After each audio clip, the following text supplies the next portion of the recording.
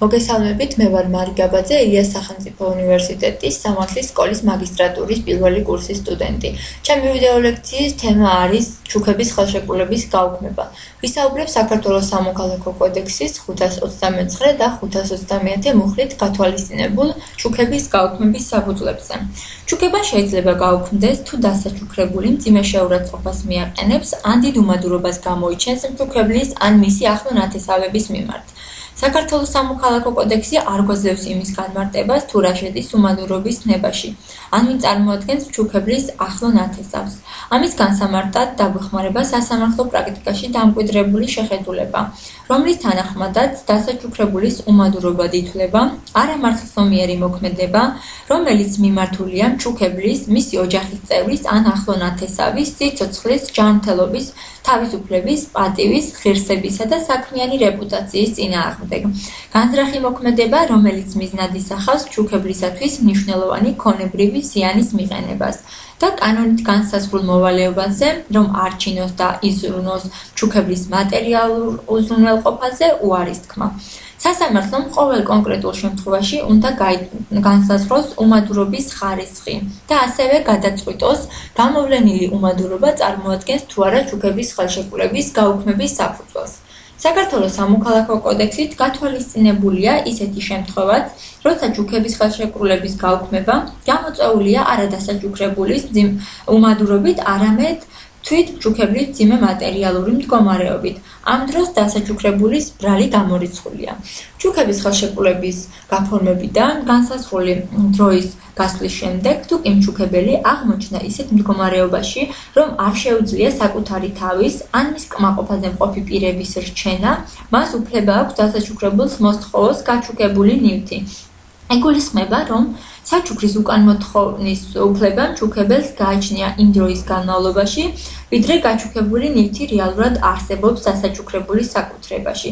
თუ დასაჩუქრებულმა საჩუქარი გაასხვისა ან სხვაგვარად გამოიყენა, მჩუქებელს მესამე პირებისაგან მოთხოვნის უფლება არ აქვს. მას ასევე არ აქვს უფლება მოითხოვოს დასაჩუქრებულისაგან კომპენსაციის მიღება, ვინაიდან ჩუქება განეკუთვნება უსასყიდლო ხელშეკრულებათა რიცხვს. გარდა აღნიშნულისა, მჩუქებელს ეს უფლება მხოლოდ მაშინ წარმოეშობა, თუ საჩუქრის დაბრუნება დასაჩუქრებელს არ ჩააყენებს მძიმე მდგომარეობაში.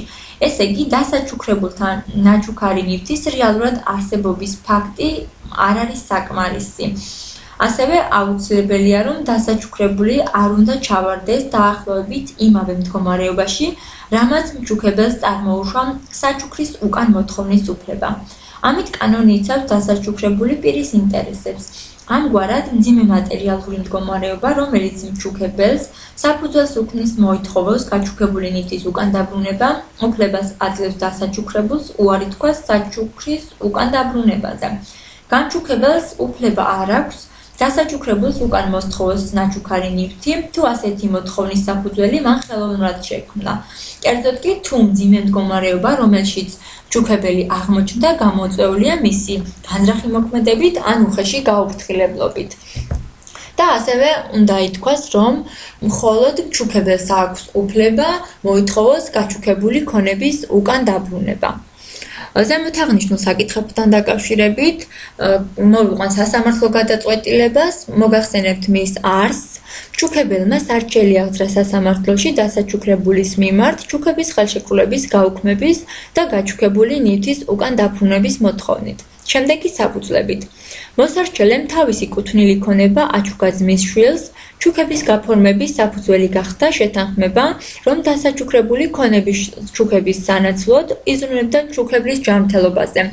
დასაჩუქრებულმა მოსარჩელის მიმართ გამოიჩინა გულგრილობა და უმადურობა, რაც იმაში გამოიხატა, რომ ნახევარ წელზე მეტია მოსარჩელის ჯანმრთელობის მდგომარეობა გაუარესდა. მომპასუხე არ აქცევს მას ყურადღებას, არც მატერიალურად ეხმარება და არც ფიზიკურად. აყენებს მძიმე შეურაცხყოფას. ქონების გაჩუქების შემდეგ მჩუქებელი აღმოჩნდა მძიმე მატერიალურ მდგომარეობაში. მოპასუხის განმარტებით კი არ არსებობს ჩუქების გაუქმების საფუძველი, შემდეგი გარემოებების გამო. რომ მას სადავობინაში არ უცხოვრია, ამასთანავე სადავობინა გაქირავებულია და დამქირავებლისაგან ქირას იღებს მოსარჩელე. თბილისის საქალაქო სასამართლომ იმსჯელა აღნიშნულზე და სარჩელი არ დააკმაყოფილა. იმ საფუძვლით, რომ მოპასუხეს უმადურობა არ გამოუჩენია და მოსარჩელის მიმართ ზრუნველობის ვალდებულების შეუსრულებლობა არ შეიძლება ჩაითვალოს ზნეობრივად გასაკითხ მოქმედებლად და დიდ უმადურობად. თბილისის საქალაქო სასამართლოს გადაწყვეტილება სააპელაციო საჩივრით გაასაჩივრა მჩუქებელმა. სააპელაციო საჩივარი არ დაკმაყოფილდა, უცვლელად დარჩა გასაჩივრებული გადაწყვეტილება. სააპელაციო სასამართლომ დადგენილად ცნო შემდეგი ფაქტობრივი გარემოებები, რომ დასაჩუქრებული მჩუქებლის მიმართ უმადურობას არ იჩენდა, ამასთანავე უძრავი ქონების გაჩუქების შემდეგ მჩუქებელი მძიმე მდგომარეობაში არ აღმოჩენილა. საქმეზე დაკითხულ მოწმეთა ჩვენებებით დადგინდა, რომ მჩუქებელი ნამდვილად იღებდა უძრავი ქონების გაჩუქების შემდეგ გაქირავების შედეგად ქირას. სასამართლომ აღნიშნა, რომ მოსარჩელე დიდ უმადურობად მიიჩნევდა იმ გარემოებას, რომ მისი ძმის შვილი არ ეხმარებოდა არც მატერიალურად და არც ფიზიკურად აყენებდა შეურაცხყოფას. მისივე განმარტებით მოპასუხის ეს ქმედებები ზნეობრივად გასაკითხი იყო, რის გამოც სურდა მათ შორის არსებული სამართლებრივი ურთიერთობის შეწყვეტა. სააპელაციო პალატამ სამოქალაქო საპროცესო კოდექსის მეოთხე მუხლის თანახმად განმარტა, რომ სამოქალაქო პროცესში სასამართლო შებოჭილია არა მარტო მხარეთა სასარჩელო მოთხოვნებისა და შესაგებლის ფარგლებში, არამედ მხარეთა მითითებებით, თუ რომელი ფაქტები უნდა დაედოს საფუძვლად მათ მოთხოვნებს, ან რომელი მტკიცებულებებით უნდა იქნეს დადასტურებული ეს ფაქტები.